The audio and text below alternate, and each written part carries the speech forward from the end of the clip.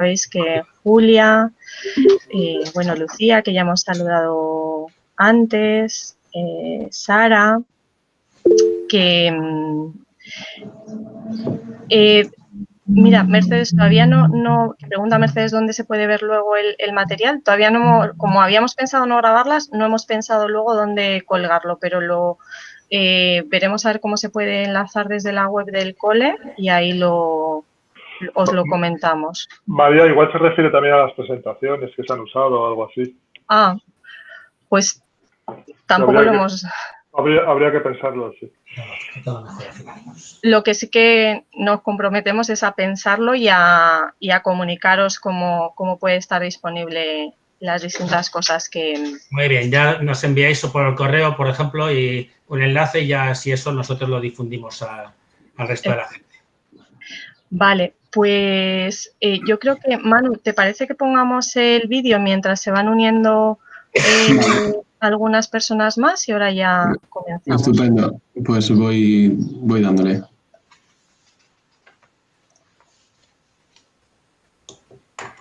Dadme un segundito.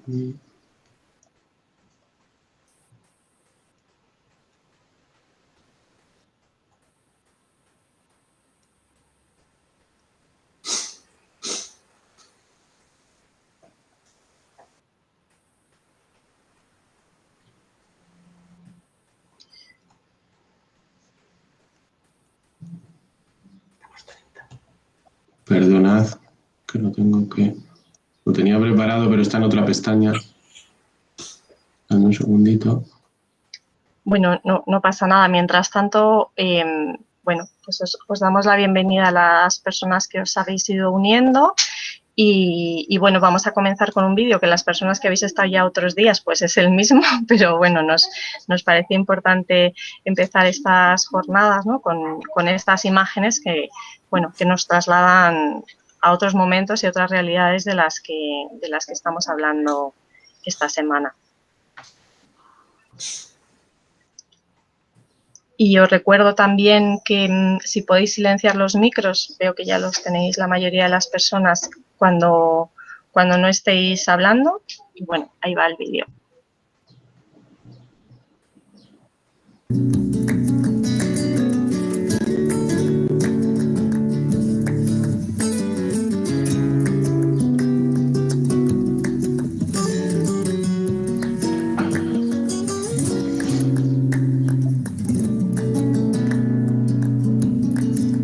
Vencido de hambre,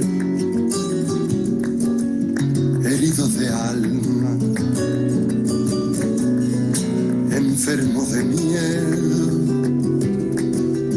muertos de esperanza, de nieve y de frío, llegaban a Francia, corazones rotos, en muda garganta, restos del naufragio de la roja España.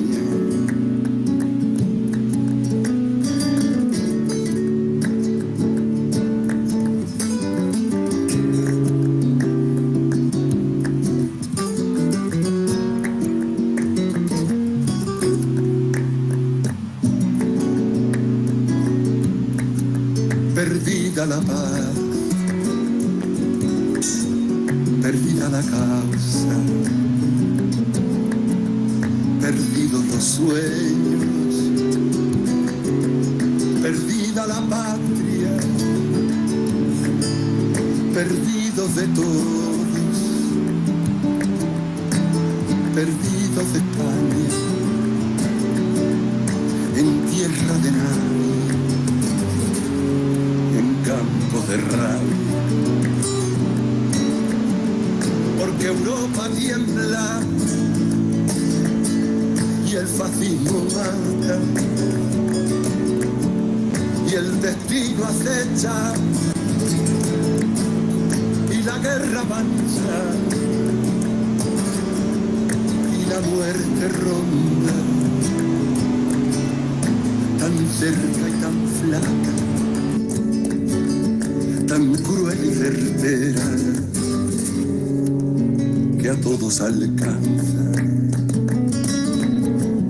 Aquí están y vienen los hijos de España, los muertos sin nombre,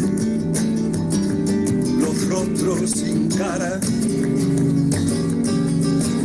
Aquí están y vuelven los que combatieron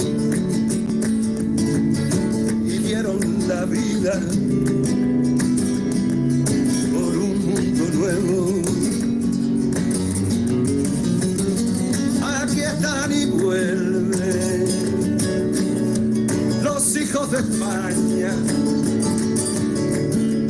donde un canto muere, otro se levanta. Aquí están y vienen los hijos de España, donde un canto muere, el mío se levanta.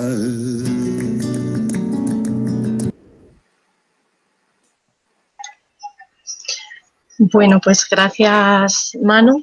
Y ahora, después de estas imágenes, ¿no? y esta música que nos envuelve ahí en un montón de sensaciones, pues os damos la bienvenida a este último día de estas primeras jornadas de la memoria histórica Chato Galante en el Colegio Lourdes. Y bueno, comenzar diciendo que nos alegramos mucho de que estéis, de que haya sido posible hacerlas, y agradecer a los departamentos de Sociales y Filosofía que nos empujen y nos ayuden a pensar siempre, pero especialmente en momentos como el actual, en el que pensar se convierte en algo no solo necesario, sino muy urgente. En estos días hemos hablado de varias cosas, de las mujeres en el franquismo, de la educación en el franquismo, del exilio republicano, y hemos decidido dedicar el último día a una ponencia muy especial como cierre de estas primeras jornadas, una ponencia que lleva como nombre La Comuna, presos y represaliados del franquismo. Para el día de hoy vamos a contar para esas ponencias con dos personas a las que agradecemos muchísimo que estén aquí. A Jesús Rodríguez, que es profesor de Análisis Económico de la UNED, que hablará sobre la represión en el final del franquismo, sobre el Tribunal de Orden Público y la Brigada Político-Social, que fueron los instrumentos represivos fundamentales durante la última etapa del franquismo. Y después intervendrá Jesús Marchante, que hablará sobre el siguiente periodo, sobre la transición y la pervivencia del franquismo en la sociedad actual en relación a la represión y los crímenes que tuvieron lugar en la transición y en la forma en la que las estructuras de poder franquistas se han seguido perpetuando, ¿no? en el régimen del 78 y hasta hoy. Os agradecemos mucho, mucho a los dos que estéis aquí. Pero antes de darles la palabra, hoy queríamos comenzar hablando un poco más de Chato, que ha estado muy presente en estos días y en otros muchos, ¿no? en nuestro cole. Y para eso daremos la palabra primero a Justa Montero, una activista feminista, de esas mujeres que ya eran feministas cuando era muy difícil serlo, y a la que muchas personas como yo agradecemos profundamente que nos haya enseñado a pensar y a construir el mundo desde esa otra mirada, ¿no? Que no aprendimos tanto de pequeñas. Justa ha sido también la compañera de Chato. Y antes de darle paso a ella, quería recordar y compartir lo que ocurrió las veces que vino Chato a nuestro colegio. El salón de actos estaba abarrotado de chicas y chicos y habían visto el silencio de otros. Y después Chato comenzó a hablar. Y le escucharon en un silencio profundo y sus palabras se colaron muy adentro, sin pedir permiso para entrar, y les estrujaron el corazón. Y ellos y ellas le dijeron muchas cosas. Le dijeron: gracias por ayudarnos a recuperar la memoria. Después de escucharte estoy segura de que no voy a olvidar. lo importante es que nos organicemos, sigue habiendo fascistas como los de antes. Cuando te escucho me dan ganas de ponerme a luchar como tú. ¿De dónde has sacado la fuerza para no rendirte? Chato, no vamos a dejar que esto vuelva a pasar. ¿Cómo consigues seguir sonriendo tanto? Escuchándote he aprendido lo peligroso que puede ser el silencio. Quedaban muchas cosas que hacer con Chato y en el Lourdes tenemos la convicción tenaz e imparable de que las haremos y estas jornadas son una muestra de ello. Yo no soy de esos departamentos de sociales y filosofía, aunque últimamente me dan muchas ganas de colarme con ellos y ellas en sus reuniones. Soy profe de biología y a veces hemos hablado con mis alumnas y alumnos de que en biología hablamos siempre de la vida, de las bases que la sostienen y la hacen posible, pero casi nunca hablamos de la muerte, aunque sabemos que forma parte del mismo ciclo.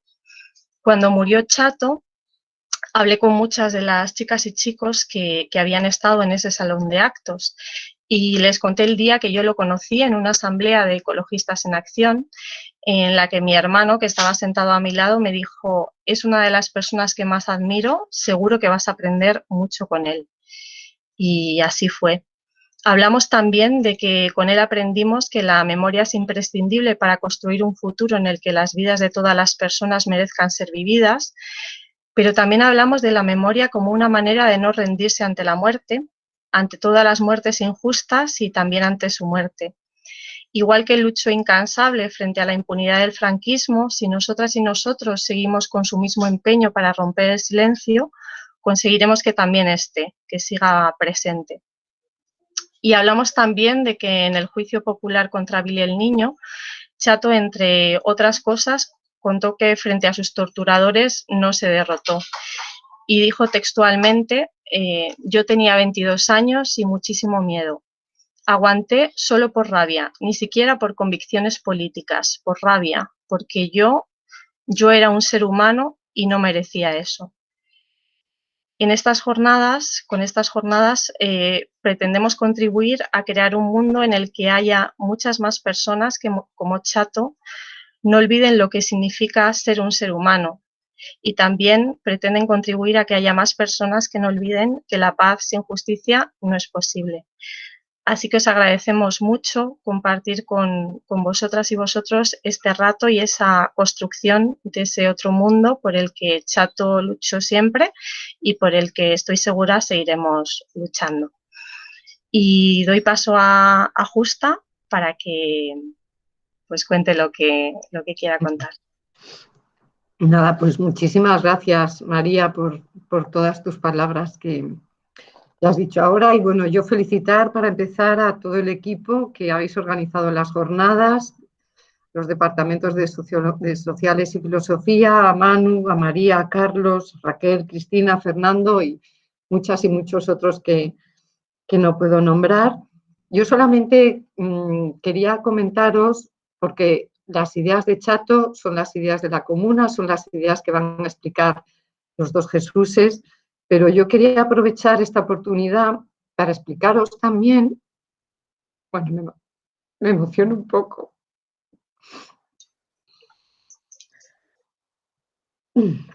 Solamente por agradeceros a todas las alumnas y a los alumnos que le conocisteis. Espera, perdonad, porque es que a todas las alumnas y los alumnos que le conocisteis y a todo el profesorado, quienes asististeis a esas sesiones que estuvo Chato en el Lourdes, solamente quería explicaros también lo importante que para él fue.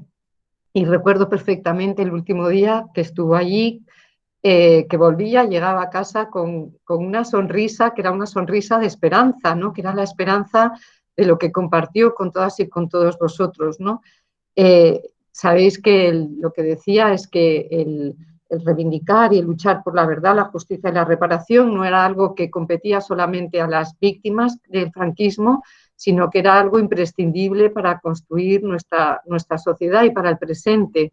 Y entonces el diálogo con todas y con todos vosotros, alumnas, alumnos y profesorado, y digo unas y otros, para él fue como un chute de esperanza, ¿no? O sea, pensar que efectivamente eso por lo que que se estaba luchando desde hacía tantos años, ¿no?, contra la impunidad del franquismo por romper el silencio, pues con actos como esos, con conversaciones y con lo que él también aprendía de la forma que teníais alumnas y alumnos de verlo, ¿no?, y de acercaros a la memoria y acercaros también a esa lucha de todas las gentes que están en organizaciones de memoria histórica, pues para él solamente transmitiros que lo que veo es esa sonrisa con la que volvía y una sonrisa llena de esperanza y de agradecimiento. Así que quedaros también con eso. Él se fue,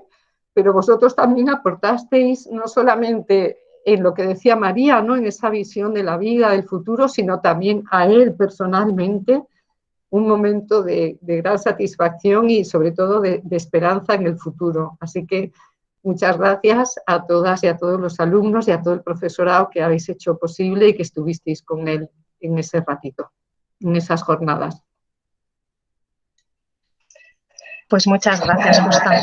Muchísimas gracias y además, ¿no?, estamos muy acostumbradas y acostumbrados, ¿no?, a contener y está fenomenal, ¿no?, que hablemos, ¿no?, pues eso de la vida y todo lo que conlleva y estoy segura que ese agradecimiento ellas y ellos lo tienen muy presente, ¿no?, porque vieron también la sonrisa de Chato cuando estaba aquí en el cole, ¿no?, y esa esperanza creo que la transmitió claramente.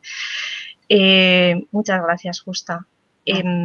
Pues damos paso ya a Jesús y nada, te escuchamos en lo que nos vas a contar. Bueno, hola, buenos días a todas y a todos. Gracias por escuchar esto que os voy a contar. Yo os voy a hablar de la represión en la última época del franquismo, eso que llamamos el franquismo tardío. El instrumento represivo fundamental que utilizó la dictadura franquista en su última época fue un tribunal especial dedicado específicamente a la represión política que se llamaba el Tribunal de Orden Público, que existió entre el día 2 de diciembre del año 1963 y el día 5 de enero del año 1977. De lo que pasó en esa época os voy a hablar un poco. Bueno, os explicaré en primer lugar en los orígenes, el momento en el que la dictadura franquista decide crear este tribunal y por qué lo crea.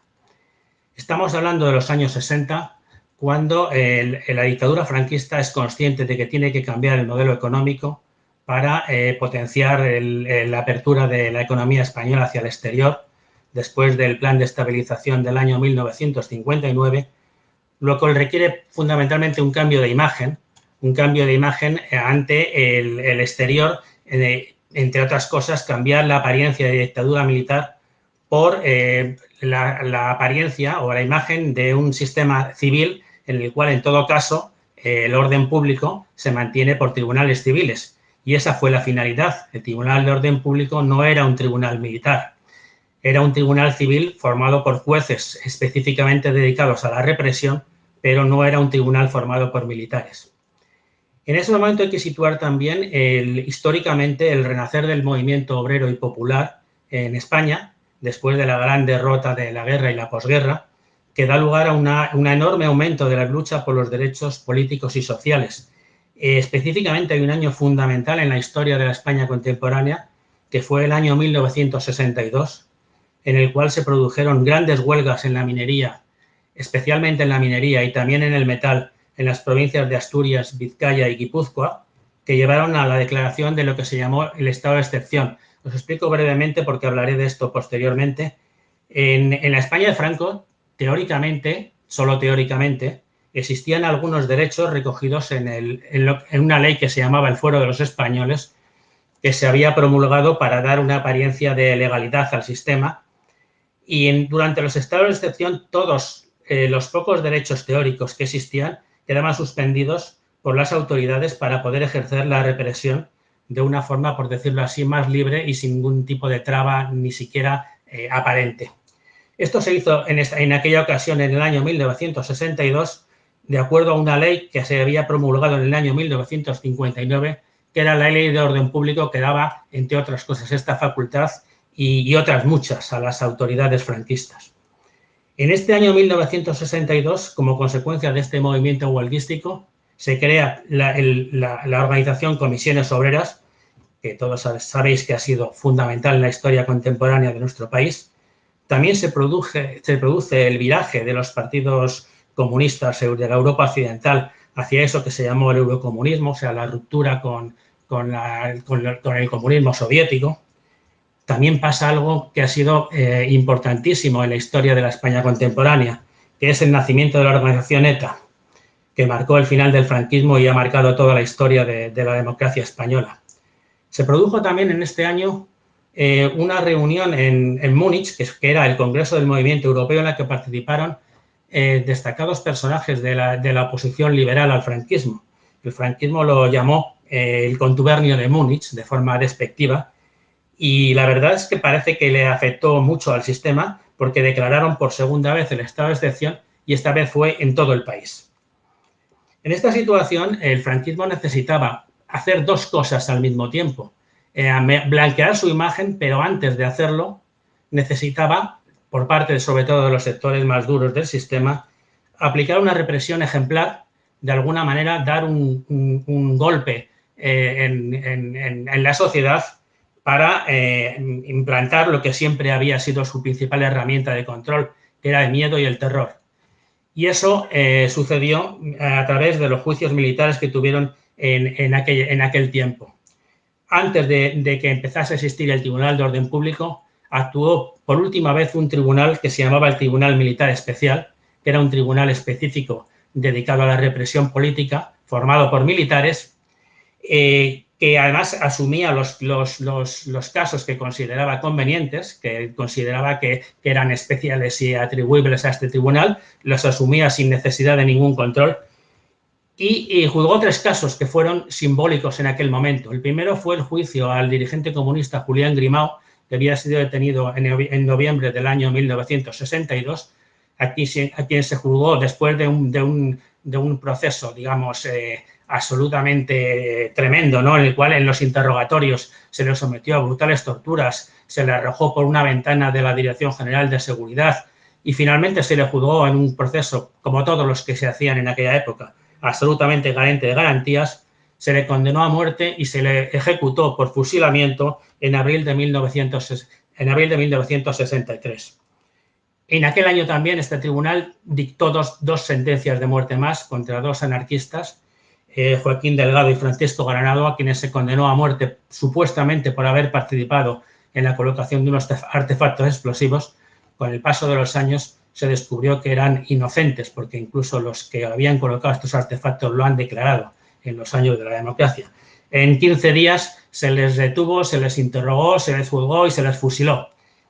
Después de estas tres ejecuciones, esto último sucedió en el mes de agosto, estaba preparado el terreno para que pusiesen en funcionamiento, para que entrase en funcionamiento el Tribunal de Orden Público. Cosa que sucedió el día 12 de diciembre del año 1963. Este tribunal fue siempre un tribunal especial, aunque teóricamente podía juzgar también casos de desórdenes comunes, por decirlo así, tumultos, peleas, en fin, actos de estos que no eran específicamente políticos.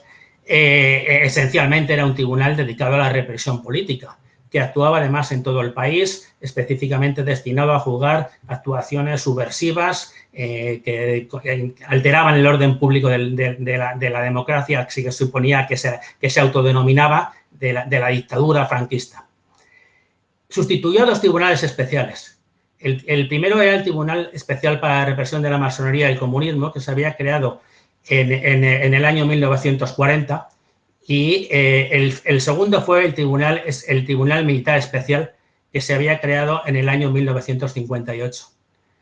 Ambos dejaron de existir al empezar a funcionar el Tribunal de Orden Público, de forma que la represión fue ejercida fundamentalmente por este tribunal.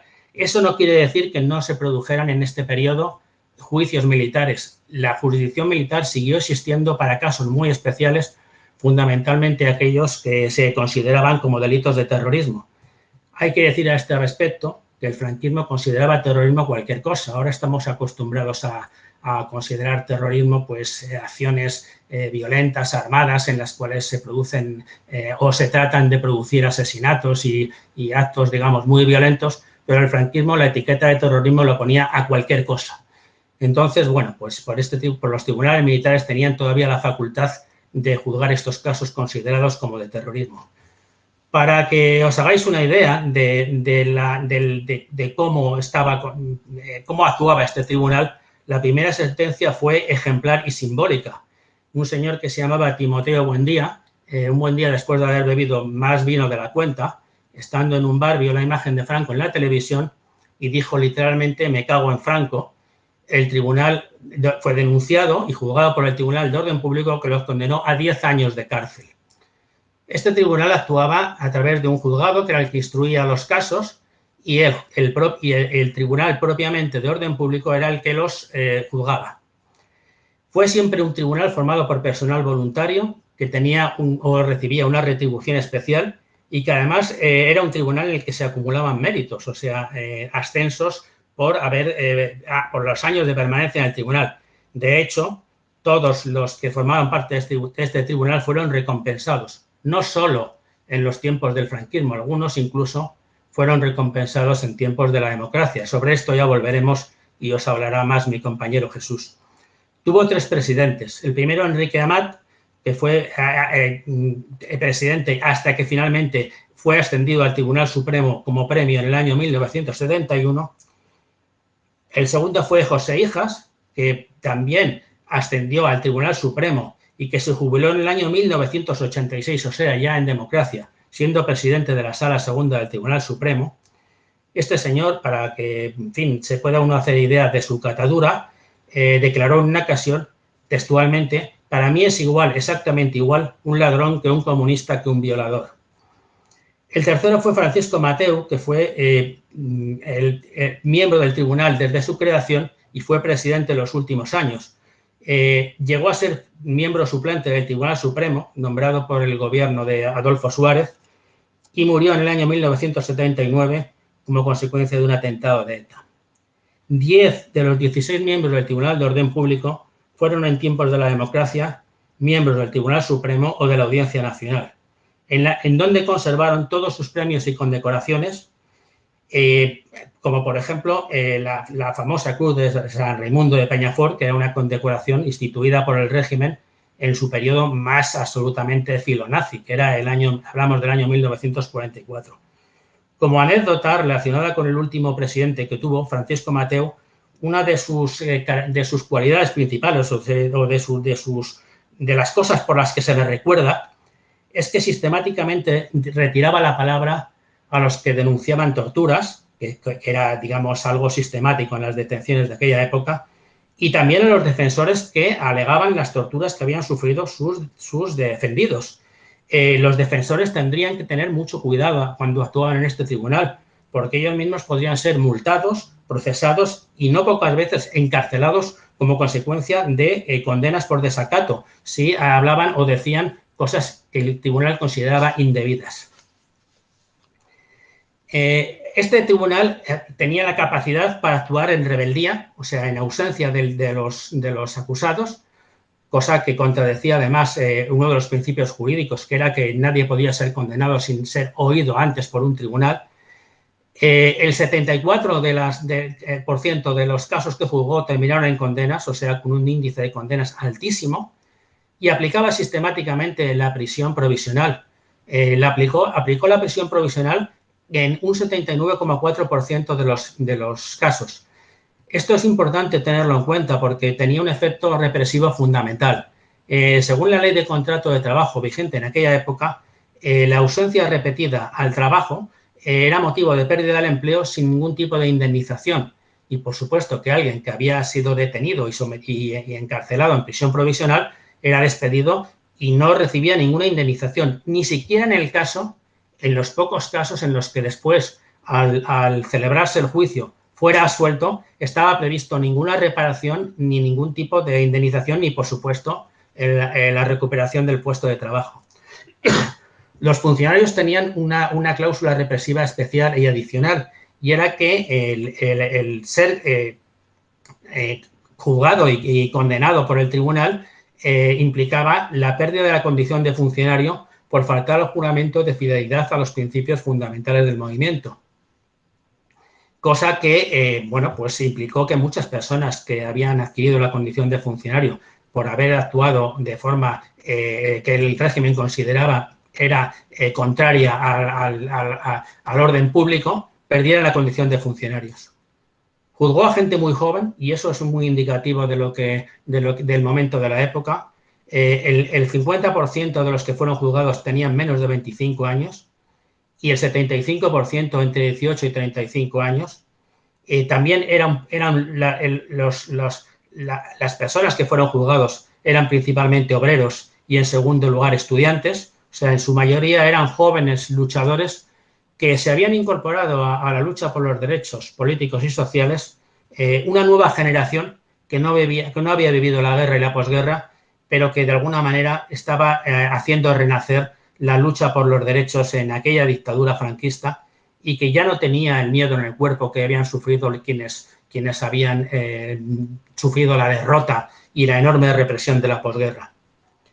Un dato fundamental respecto a la actuación de este tribunal, que desmiente además una de las imágenes que se ha querido dar del final del franquismo, es que el año en que se dictó el mayor número de años en condenas fue el año 1975, y el año 1976 fue el que acumuló el mayor número de procedimientos. Solo entre 1974 y 1976 se acumularon el 60% de los procedimientos que juzgó el Tribunal de Orden Público. O sea, esto da una imagen de que en los últimos años del franquismo la represión no solamente no disminuyó, como algunas veces se ha pretendido transmitir, como, en fin, haciendo ver que el franquismo se iba suavizando o que al final aquello era una dictadura blanda. La represión se incrementó por un doble motivo. Porque, bueno, por un lado había un aumento constante de las luchas políticas y sociales en demanda de mayores derechos, y segundo, porque a partir del año 1974 el régimen tenía mucho miedo a que pasase en España lo que había sucedido en Portugal. La revolución de los claveles hizo sentir al franquismo que existía la posibilidad de que en España sucediera lo mismo. Todo el régimen y las fuerzas represivas tuvieron mucho miedo e incrementaron la represión para que en España eso no pudiera suceder. Finalmente, el Tribunal de Orden Público dejó de existir el día 5 de enero de 1977, en el que pasó prácticamente, por decirlo así, a convertirse en la Audiencia Nacional. Ese día de enero del año 77 fue sustituido por un tribunal que se denominó Audiencia Nacional, al que fueron transmitidas o transferidas específicamente sus competencias en materia de terrorismo. Y prácticamente todos los miembros del Tribunal de Orden Público se conservaron o se mantuvieron en la Audiencia Nacional. Digámoslo, digamos así, de forma plástica, el día 5 de enero, en las mismas salas en las que existía el Tribunal de Orden Público, se colgaron unos letreros que ponía Audiencia Nacional, y ahí siguió todo el mundo y actuando prácticamente con las mismas competencias. Sobre esto ya os hablará también mi compañero Jesús, porque es muy significativo de lo que ha sido y de lo que es nuestra democracia. La Audiencia Nacional fue desde el principio también un tribunal especial. Insisto en el carácter de tribunal especial, porque cualquier democracia, cualquier sistema democrático debe caracterizarse por la ausencia de tribunales especiales. En democracia existe un principio, que es que cualquier persona tiene derecho a ser juzgada por el juez natural, por el juez competente, al supuesto delito del que se le acusa, y que no se le puede juzgar por un tribunal especial ad hoc que el sistema crea o mantiene para juzgar delitos específicos. Esto es característico de las dictaduras y de los sistemas poco democráticos. En cualquier caso, es un rasgo que es, digamos, que es no democrático y que hace que el sistema judicial sea menos democrático o menos abierto de cara a los ciudadanos. Este Tribunal de Orden Público actuó apoyándose en un instrumento, en una estructura fundamental sin la cual además el franquismo no hubiera podido existir, que fue la policía política del franquismo. Oficialmente se llamaba la Brigada de Información Social, siempre se la ha conocido como la Brigada Político-Social. Existía antes de existir el Tribunal de Orden Público. La Brigada Político-Social existía y con distintos nombres existió prácticamente desde el principio. Y, bueno, pues funcionó como todas las policías políticas de cualquier sistema dictatorial. Su estructura fundamental y su principal periodo de actuación fue precisamente este del que estamos hablando. Era una policía específicamente destinada a la represión de delitos que el régimen consideraba políticos. Las detenciones que practicaba o podían practicar eran absolutamente arbitrarias. Tenía capacidad para allanar domicilios y además actuaba específicamente por las noches muchas veces para producir un mayor terror en los detenidos. En las detenciones no era necesario exhibir ningún tipo de orden judicial, eso ya vendría después. Y practicaba, por supuesto, en los interrogatorios, practicaba la tortura generalizada. O sea, los malos tratos y la tortura, llegando en algunos casos a utilizar todas las herramientas o todos los instrumentos de tortura que se han podido relatar en las dictaduras contemporáneas. En muchos casos, la tortura o los malos tratos pues consistían en golpes generalizados, en palizas. En otros, pues ya incluían pues métodos más sofisticados. Y ya digo que en algunos casos, no voy a relatarlos ahora, porque se han relatado muchas veces y precisamente Chato lo relató con bastante detalle, qué es lo que hacía la brigada social en los interrogatorios. Pero sí es importante decir que, aunque se habla mucho de algunos personajes notorios, no fue una cosa o no fueron actos aislados, sino que fue una práctica generalizada que practicaban estos miembros de la policía política y además lo hacían de forma profesional. No eran casos de personas, por decirlo así, psicopáticas, aunque en muchos casos sí lo eran, pero que no actuaban por tener, digamos, una condición de ese tipo, sino que actuaban así porque ese era efectivamente su trabajo. La brigada social trataba no solo de obtener información, sino de imponer terror. O sea, el objetivo principal de aquellos interrogatorios era la humillación y el terror. En esos interrogatorios se le preguntaba al detenido, pero muchas veces incluso se le golpeaba sin preguntar. O sea, era de lo más normal que en el momento de empezar el interrogatorio empezara a sufrir golpes sin haber sido objeto de ni siquiera una sola pregunta. La detención estándar duraba 72 horas, o sea, 3 días, pero en algunos casos podía alargarse incluso de forma indefinida, en lo que hemos llamado estados de excepción. El lugar fundamental en el que se realizaron estos interrogatorios, especialmente en Madrid, es un edificio, digamos, emblemático para las víctimas del franquismo y para la represión franquista, que entonces era la Dirección General de Seguridad, que ocupa lo que hoy es la sede del gobierno regional, al que muchas veces se alude con el nombre de Real Casa de Correos, pues de alguna manera pues para darle un aire histórico, y pocas veces se le menciona por el verdadero nombre por el que le conocemos las personas que allí estuvimos. Este edificio tenía unos calabozos en los sótanos, con unos ventanucos en la fachada que son visibles ahora desde el exterior, prácticamente al ras de suelo, desde los cuales entraba algo de aire y sobre todo el sonido de la gente. Un recuerdo que personalmente puedo decir de mi estancia allí es la sensación de que cómo podía suceder que las personas que transitaban por la calle pues hablasen, riesen y hasta se divirtiesen allí en la Puerta del Sol, que es uno de los lugares más bulliciosos de Madrid, desconociendo y siendo completamente ignorantes del horror que había bajo sus pies en ese edificio. La estancia en esos calabozos pues consistía en primer lugar en la llegada, en el registro, digamos, en la elaboración de la ficha. Siempre había algunos golpes de bienvenida por parte de los policías, tanto uniformados como no uniformados que allí estaban.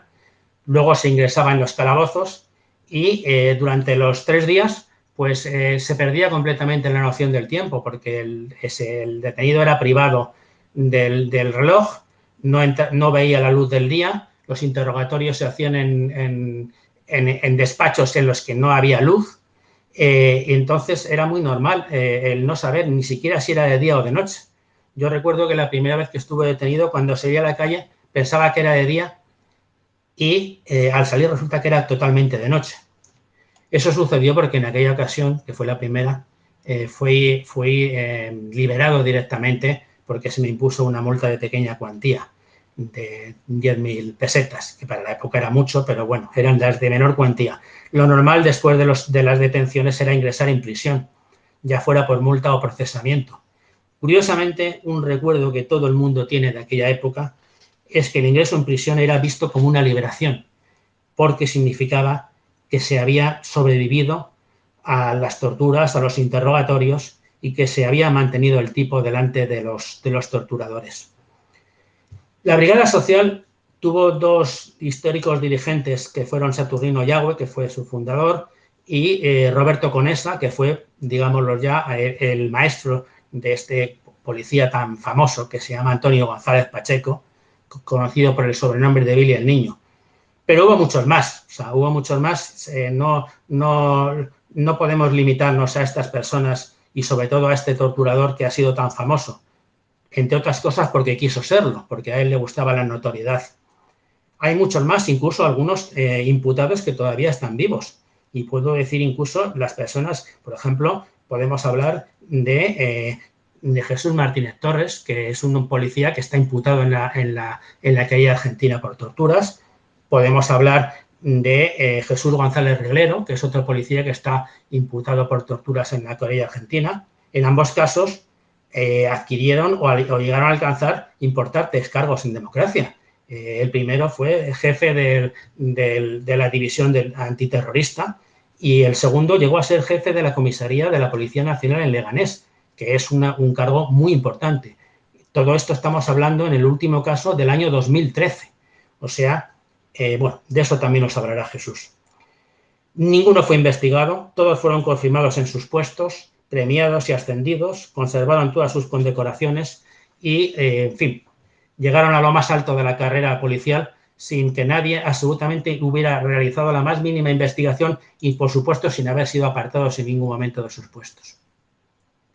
El sistema represivo del franquismo en esta última época se apoyó en una herramienta fundamental que en algunos casos fue incluso más disuasoria porque fue más amplia y más extendida que el propio Tribunal de Orden Público, que fueron las multas gubernativas. Las multas gubernativas eran sanciones arbitrarias, no judiciales, que se basaban única y exclusivamente en la palabra de la policía. Hago un inciso para decir que esto está sucediendo otra vez ahora con la ley Mordaza, en las cuales se imponen multas basadas únicamente en la declaración de la policía y que las impone directamente, por decirlo así, las fuerzas policiales. La diferencia es que ahora es posible un recurso a través de los tribunales, pero en aquella época no existía ninguna capacidad de defensa jurídica. Solo se podía ejercer un recurso de súplica ante el director general de seguridad o el Ministerio de la Gobernación, previo el pago de un tercio de la cuantía de la multa, del cual el detenido quedaba liberado en el caso de insolvencia. Si la multa superaba las 100.000 pesetas, que imaginaros lo que era para aquella época, nadie la podía pagar, naturalmente, producía el ingreso inmediato en prisión como arresto sustitutorio. Por cada 100.000 pesetas el arresto era de un mes, las que de 200.000 pesetas implicaban 2 meses de arresto en la cárcel y multas de mayor cuantía ya no implicaban mayor número de meses. En la mayoría de los casos hablamos de personas, por ejemplo, que fueron recluidas, en este caso, en la cárcel de Carabanchel, como fue mi caso. Pero bueno, en España había muchos otros centros en los que se cumplían arrestos por impago de multas. Ya he mencionado antes el hecho de la pérdida del empleo y la condición de funcionario, pues estas multas también producían ese efecto. De forma que la sanción, el arresto de 1 mes o 2 meses por impago de la multa llevaba anexo la pérdida del empleo y, en el caso de la función pública, la pérdida de la condición de funcionario, que era un castigo enorme. Este sistema represivo se apoyó también en una herramienta que fueron los estados de excepción. Aunque parezca mentira, teóricamente en el franquismo, ya lo he dicho antes, existían una serie de derechos recogidos en una ley que se llamaba el Fuero de los Españoles, derechos absolutamente teóricos, porque en la práctica muchas veces eran imposibles de ejercer debido a las limitaciones que se imponían, pero en cualquier caso todos estos derechos quedaban suspendidos cuando se declaraba el estado de excepción. Estos estados de excepción, por ejemplo, entre otras cosas, un derecho o digamos una cosa que quedaba suspendida era la limitación de 72 horas de detención policial. En el caso del estado de excepción, la detención policial podía ser indefinida. Hay personas que llegaron a pasar casi un mes en la Dirección General de Seguridad sometidos a torturas e interrogatorios constantes todos los días. Os podéis imaginar el estado de locura o de terror o de angustia que podía producir una situación como esta. En aquel tiempo se declararon 11 estados de excepción. 7 afectaron a las provincias del norte, Asturias y el País Vasco. Y en 4 ocasiones afectaron a todo el país. El primero de los estados de excepción fue en el año 1956 y el último fue en el año 1975. El balance de la represión en toda esta época, puedo hacerlo brevemente, simplemente con las cifras. La represión policial en sus diversas formas y la represión judicial llevaron a un balance, sin duda alguna, incompleto, de 70 muertos documentados, entre los cuales se incluyen 10 ejecuciones, 5 de ellas en el año 1975, que incluyen también los muertos en manifestaciones, torturas policiales, etc. La relación es incompleta porque en muchos casos pues, fallecieron personas anónimas a las que ni siquiera se ha relacionado en documentos y ni siquiera están recogidas en las noticias de la prensa. El Tribunal de Orden Público encausó a más de 50.000 personas. Para hacernos una idea, teniendo en cuenta que en la mayoría de los casos en aquella época la sanción a los detenidos era exclusivamente la multa gubernativa, que ya era una sanción muy dura, y haciendo una proporción de 1/3 entre detenidos y encausados por el tribunal, llegaríamos a la conclusión de que la policía política franquista en este último periodo practicó más de 150.000 detenciones. Imaginaros lo que significa eso para la vida del país, teniendo en cuenta que además estos 150.000 detenidos en todos los casos fueron sometidos a malos tratos y en algunos casos a graves torturas. El Tribunal de Orden Público procesó a 8.943 personas y llegó a más de 6.000 condenas que se concretaron en más de 11.000 años de cárcel y más de 31 millones y medio en multas judiciales, que para los datos de la época es una suma enorme para lo que era el valor del dinero en aquella época. Todo esto está extraído del Centro Documental de la Memoria Histórica y del archivo propio, y también está muy documentado en el libro de Juan José del Águila sobre el TOP y la represión de la última época del franquismo. La suma recaudada o cobrada en cuestión de multas gubernativas es incalculable. Es incalculable y además es imposible de cuantificar porque no hay ningún archivo en el que sistemáticamente esté recogido todo esto. Hay que decir que a este respecto que en España la archivística, el acceso a los archivos para investigar la represión de la última época del franquismo tiene una enorme laguna. Se puede acceder al archivo histórico nacional, donde se transfirió una parte del archivo de la policía. Se puede recurrir al Centro Documental de la Memoria Histórica, que recoge el archivo del Tribunal de Orden Público, pero falta el acceso al archivo de la Brigada Político-Social. Ese archivo ha sido siempre secreto e inaccesible. Ese archivo incluye las fichas de los detenidos, los confidentes de la policía, los testimonios, los interrogatorios, etc. Es secreto, se ha mantenido así y al día de la fecha no ha sido posible, digamos, romper este muro. No sé si cuántas de las personas que están escuchando esto han visto la película. Esa película se llama El silencio de otro, La vida de otros, La vida de los otros, que es una película ambientada en el final del sistema que hubo en la Alemania Oriental, en el cual una persona que ha sido espiada por la policía al día siguiente de hundirse el sistema, puede acceder a los archivos y le dan una cajita donde está todo lo que tenía la policía sobre él, mira su ficha, mira quiénes eran las personas que le espiaban, lo que decían y tal y cual. Bueno, eso es absolutamente imposible en España. Los archivos de la Brigada Política Social son inaccesibles, de forma que, bueno, pues una gran parte de la represión aún no ha sido, digamos, completamente cuantificada. Hay muchas cosas que todavía están ocultas. Pero lo que acabo de contar es suficiente para saber que muchos miles de personas sufrieron en este periodo de detención y torturas. Perdieron el empleo, abandonaron los estudios, hicieron aquello que dijo Cervantes en su día, arriesgaron la hacienda y la vida y a veces la perdieron en la lucha por la libertad y los derechos políticos y sociales. Y es importante decir que el 77% de las condenas que dictó el Tribunal de Orden Público lo fueron por el ejercicio de derechos fundamentales recogidos en la Constitución. Yo cuento, digamos, a modo de muestra lo que sucedió en mi caso.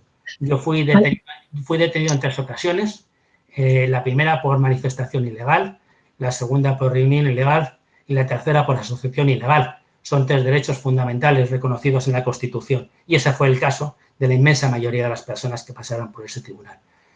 Pues ese fue el tiempo de nuestra juventud, que también fue el tiempo de Julián Grimao, de Joaquín Delgado, de Francisco Granado, de Amador Rey y Daniel Niebla. Cito estos 2 nombres especialmente, que fueron 2 obreros de la empresa nacional Bazán que fueron muertos a tiros por la policía en una manifestación. En las manifestaciones de protesta contra estos hechos fue cuando fui detenido por vez primera yo en el año 1972. Tenía solamente 18 años. Porque la policía en aquellos años disparaba con balas sobre las manifestaciones.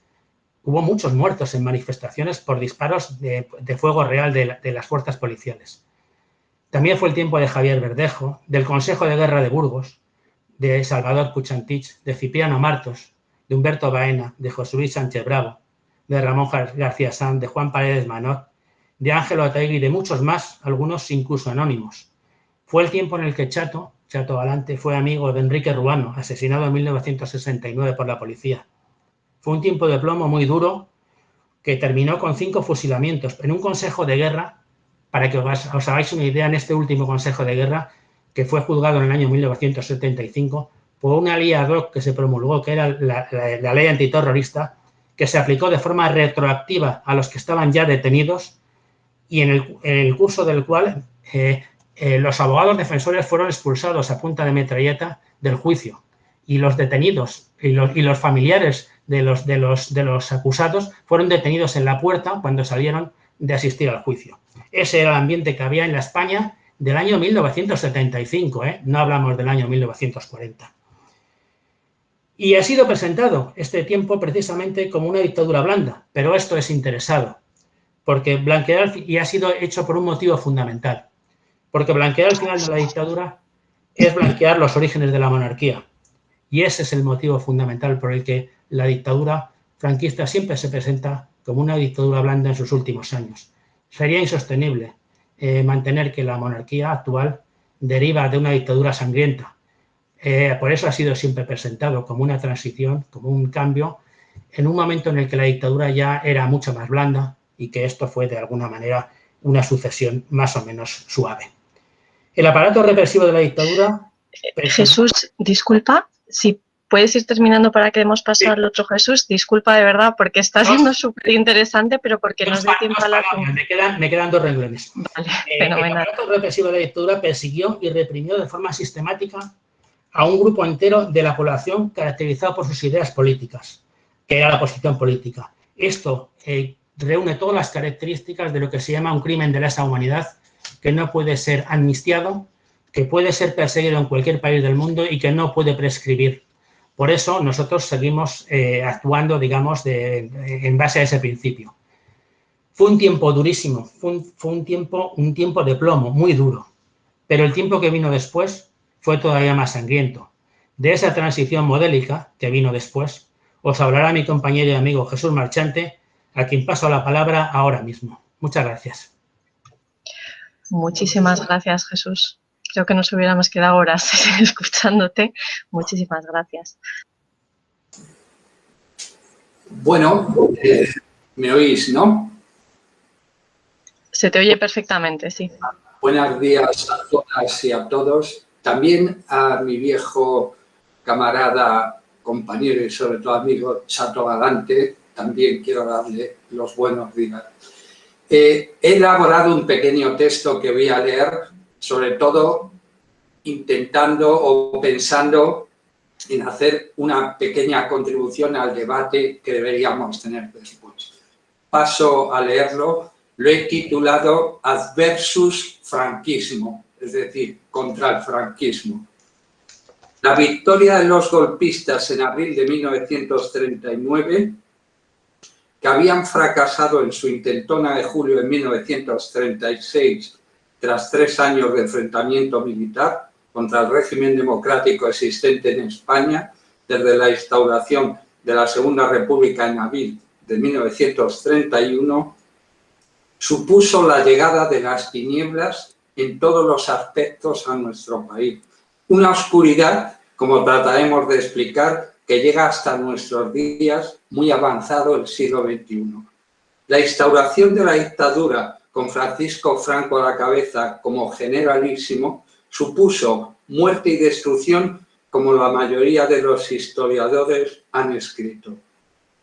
Muertos y más de 150.000 desaparecidos, con Federico García Lorca como figura internacionalmente reconocida a la cabeza, y el anegamiento de los derechos históricos de los catalanes, gallegos y vascos.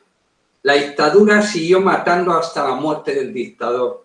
Podemos señalar en este sentido la muerte por garrote vil del luchador antifascista Salvador Puig Santit en marzo de 1974. También los fusilamientos en septiembre de 1975 de otros 5 luchadores antifascistas, José Humberto Baena, José Luis Sánchez Bravo, Ramón García Sanz, Juan Paredes Manó y Ángel Otaegui. Supondrían las últimas ejecuciones del franquismo. No obstante, ni mucho menos serán las últimas muertes una vez fallecido el generalísimo. Victoria, marzo de 1976. Tras las luchas y varias huelgas generales de más de 2 meses de las fábricas y empresas de la ciudad para introducir mejoras salariales y derechos sindicales que habían implicado de manera absoluta a toda la sociedad vitoriana, que se había sumado a las reivindicaciones obreras, la policía, ejecutando las órdenes de sus mandos bajo el control político del ministro de la Gobernación, Manuel Fraga Iribarne, y del ministro de Relaciones con el sindicato vertical, Rodolfo Martín Villa, que formaban parte del gobierno de Carlos Arias Navarro, abre fuego contra los trabajadores en huelga que se habían reunido en la iglesia de San Francisco de Asís, asesinando a 5 de estos y provocando decenas de heridos. Pamplona, Sanfermines de 1978. Tras desplegarse por las peñas de las fiestas una pancarta exigiendo la amnistía total, la policía armada entró en la plaza lanzando pelotas de gomas, gases lacrimógenos, etc. Ya fuera de la plaza se produjeron los hechos más graves. La policía usó fuego real, produciendo un muerto, Germán Rodríguez, y 7 heridos de balas. Al final de la jornada se pudieron contabilizar más de 150 heridos.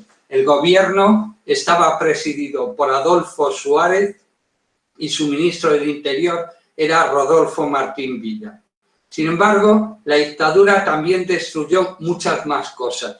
La estulticia y la venganza que la acompañó provocaron la destrucción de buena parte del patrimonio histórico del siglo XX. Me voy a permitir señalar algún ejemplo.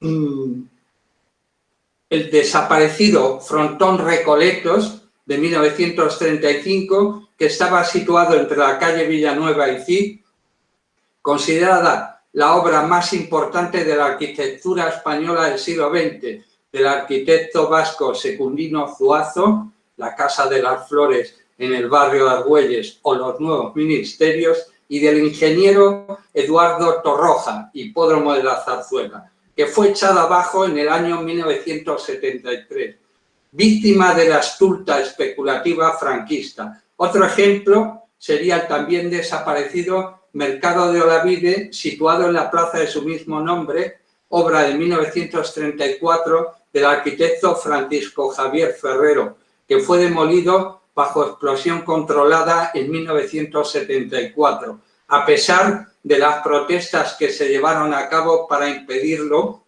pero que tal vez, y gracias a estas, pararon el proyecto de demolición que pretendían Arias Navarro y García Lomas como alcaldes del viaducto de la calle de Bailén, obra de 1932 del mismo arquitecto. Por último, la piscina de la isla, de 1931, del arquitecto Luis Gutiérrez Soto, Cine Callao, Cine Barceló, el primer aeropuerto de Barajas, situada en una isla natural del río Manzanares, desmontada en 1954 por el alcalde Conde de Mayalde. Destruir el patrimonio, como todos sabemos, es acabar con la identidad y la memoria de una ciudad y de un país. La arquitectura, además, es la materialización de edificios, recintos y espacios que atraviesan la vida de las personas. Atentar contra esta supone también atentar contra todos nosotros. Sin embargo, si miramos con atención, veremos que dicha práctica no ha sido abandonada durante los más de 40 años de democracia y que el expolio continúa en todo el Estado, destruyendo cines, cafés y locales de gran valor artístico, primando por encima de todo la mercantilización de las ciudades. La transición política española no existe, es una invención. Lo que se inicia con la muerte del dictador en noviembre de 1975 es la construcción de un relato que permite que el imaginario colectivo instaurado por los golpistas de julio de 1936 siga produciendo sus efectos. Reforma contra ruptura. Es bien sabido que el objetivo último y profundo de los golpistas, más allá de la victoria militar, era aniquilar la memoria colectiva de un pueblo que había abierto caminos de modernidad y de racionalidad, que había puesto en pie prácticas sociales de carácter radical durante el periodo de la Segunda República, 1931-1939. Por lo tanto, se trataba de hacer que todo ese entramado civil y popular desapareciese para siempre del imaginario ciudadano colectivo. Una vez que todo esto había quedado claro, podía echar a andar, elecciones de junio de 1977, la llamada democracia española. Los pactos que se habían alcanzado previamente entre los restos del franquismo y su nueva fachada democrática, Alianza Popular y Unión de Centro Democrático, y parte de la oposición a la dictadura, Partido Socialista Obrero Español y Partido Comunista de España fundamentalmente, sellaban lo que decíamos al inicio. La llamada extrema izquierda, la izquierda radical, que propugnaba la ruptura democrática, quedó al margen. Ni la monarquía restaurada e impuesta bajo los principios fundamentales del movimiento, ni la judicatura, ni los aparatos represivos del Estado franquista sufrieron ninguna depuración importante. La ley de amnistía del 15 de octubre de 1977, lejos de ser la expresión que las luchas populares, con algunos muertos en las manifestaciones que se sucedieron, Arturo Ruiz y Mariluz Nájera, entre otros, habían impulsado desde la muerte del dictador, supuso en la práctica la amnistía para los torturadores y los firmantes de las penas de muerte.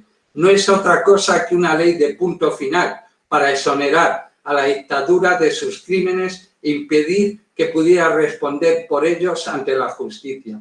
Antes de las elecciones de junio, las primeras cuasi democráticas, porque no estaban legalizados todos los partidos políticos, celebradas desde las últimas que se habían llevado a cabo durante la Segunda República en febrero de 1936, la matanza de 5 abogados laboralistas del sindicato Comisiones Obreras en la calle de Atocha dejaba bien a las claras que el aparato represivo de la dictadura seguía defendiendo los intereses de los poderosos, poco interesados en una nueva aventura democrática. Digamos de pasada que todos los crímenes hasta ahora reseñados siguen impunes y que prácticamente nadie se ha sentado aún en el banquillo de los acusados. El proceso constituyente que se había abierto quedó completamente cerrado con la ratificación en referéndum en diciembre de 1978 de la Constitución que se había redactado, si bien en algún territorio como Euskadi no fue mayoritariamente refrendada, con artículos tan escasamente democráticos como la inviolabilidad judicial del rey o el impedimento del derecho de autodeterminación de las nacionalidades históricas, dejando constancia simbólicamente, lo simbólico suele predeterminar la materialidad de las cosas, con la estampación en su primera página del águila de San Juan con el yugo y las flechas y la inscripción "Una grande libre", usada como símbolo por la dictadura. Con todos estos mimbres, la sociedad española, inoculada con el virus de la dictadura, trataba de abrirse camino sin saber muy bien hacia dónde dirigirse y, sobre todo, sin saber cómo obtener la vacuna contra ese virus letal llamado franquismo. Verdad, justicia y reparación quedaban lejos de las prioridades de la ciudadanía. No obstante, el aparato intacto de la dictadura quería más. No satisfecha con el funcionamiento de grupos parapoliciales y paramilitares que causaban muertos, Yolanda González, entre otros, ensayaba el llamado 23F, el golpe de Estado de 1981, con implicaciones mucho más amplias de lo que se ha llegado a considerar. Tal vez el llamado elefante blanco, que esperaban en el Congreso los golpistas con Tejero a la cabeza, no era otro que el rey Juan Carlos. Por lo tanto, el golpe de Estado no fracasaba, aunque aparentemente así parezca. Había que poner las pistolas sobre la mesa y decirle a todo el mundo quién mandaba en el Estado español.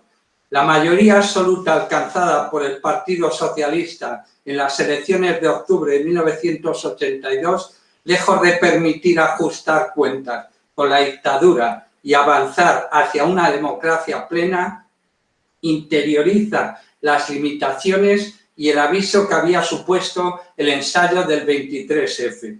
Los más media asumen la autocensura y nada indica que las cosas vayan a cambiar. Los pactos de la llamada transición van a seguir vigentes. El tándem González-Guerra hará sus deberes para salvaguardar la transmisión del virus franquista e incluso pondrá en práctica el terrorismo de Estado contra ETA, el grupo armado independentista vasco. Los años subsiguientes van a demostrar que la alternancia en el gobierno del Partido Popular y del Partido Socialista Obrero Español, con mayorías absolutas, suponen el blindaje del llamado régimen de 1978 y la imposibilidad de abrir una brecha que pueda suponer la apertura de un nuevo régimen constituyente. Es verdad que el proceso soberanista catalán, el llamado Procés, entre 2012 y la actualidad, con represión y presos políticos en las cárceles, parece haber abierto una pequeña fisura en ese blindaje. Sin embargo, convendría no engañarse. La monarquía ha sabido hacer la sucesión dejando a un lado al viejo elefante blanco y trata de agarrarse a la historia contemporánea. También es verdad que el movimiento de los indignados, el llamado 15M, que irrumpiera en mayo de 2011, comportó en su momento la posibilidad de abrir algún tipo de fisura en el régimen de 1978. No obstante, el ciclo de luchas de baja intensidad posterior a esa irrupción no permite augurar demasiadas esperanzas. Tal vez, bajo mi humilde punto de vista, la única consecuencia material de aquellos hechos fue la aparición del sujeto político llamado Podemos. Cabría, por último, detenerse unos momentos para hablar de la derecha española, sobre todo del Partido Popular y Vox, y la impunidad. Hay que decir que si España sigue suponiendo una anomalía a escala planetaria, Alemania ajustó sus cuentas con el nazismo, también Italia con el fascismo, Argentina con la dictadura o Camboya con los Gemeres Rojos, desde el punto de vista de la democracia y su pasado reciente, la dictadura franquista, el caso español, como se denomina a la pervivencia de la impunidad en nuestro país en foros como la ONU, y sigue negando la justicia a los asesinados, perseguidos y torturados, es porque la derecha antes mencionada nunca rompió sus lazos con sus antecesores de la CEDA, Confederación Española de las Derechas Autónomas, el partido de Gil Robles, o de Acción Nacional, de Herrera Oria, más tarde Acción Popular. Y, por supuesto, nunca condenó de manera pública y explícita el golpe de Estado de 18 de julio de 1936. Todo esto lo podemos rastrear día a día, sobre todo con la irrupción del COVID-19 que salvó de ser sentado en el banquillo al torturador Juan Antonio González Pacheco, más conocido como Billy el Niño. Decía que podíamos rastrear el revisionismo histórico practicado por esos dos partidos de la derecha extrema que representan ambas organizaciones. Se materializa el odio a la democracia, el mismo que sentían las dos viejas organizaciones derechistas de los años 30 del pasado siglo, contra la Segunda República, porque ésta defendía la democracia. Manipulan y mienten porque saben que el imaginario colectivo de la dictadura sigue sobrevolando nuestro viejo país. La rancia y estulta derecha española odia a la izquierda, materializada hoy en el gobierno de coalición PSOE-Podemos, porque esta es democrática y ellos no. Nunca lo han sido desde 1977 y me temo que nunca lo serán. Pero la izquierda, al menos la parte más institucional, Partido Socialista, antiguo Partido Comunista, aglutinantes necesarios en 1977 para impedir que el muro de la impunidad se agrietara y que al día de hoy pueda venirse abajo, también tiene una cierta responsabilidad en que las cosas se hayan perpetuado. Lo demuestra el hecho reciente de haber presentado como un hito histórico sin precedentes la exhumación de ese monumento dedicado a la muerte, el llamado Valle de los Caídos del dictador, más de 40 años después de las elecciones de 1977. Sin embargo, el jefe del partido fascista, la Falange, José Antonio Primo de Rivera, sigue ahí, y también los miles de republicanos enterrados sin el consentimiento de sus familiares junto a sus verdugos. Tampoco han acelerado los procedimientos para poder enjuiciar a los responsables de crímenes de lesa humanidad que aún permanecen vivos. Más bien han continuado, como la derecha, bloqueando esa posibilidad. Demostración empírica de lo que habíamos afirmado al principio de este artículo.